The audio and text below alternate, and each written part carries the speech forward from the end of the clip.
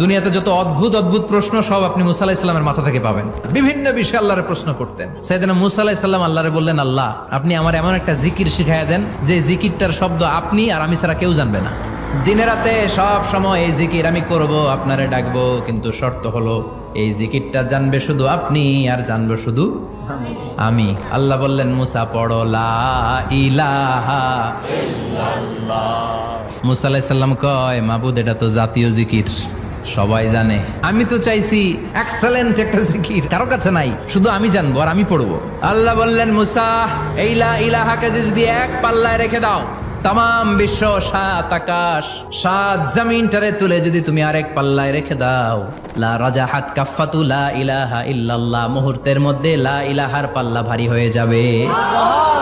ও মুসা, তুমি যতই এক্সক্লুসিভ জিকির চাও, লা ইলাহার চেয়ে দামি জিকির আমার কাছে নাই।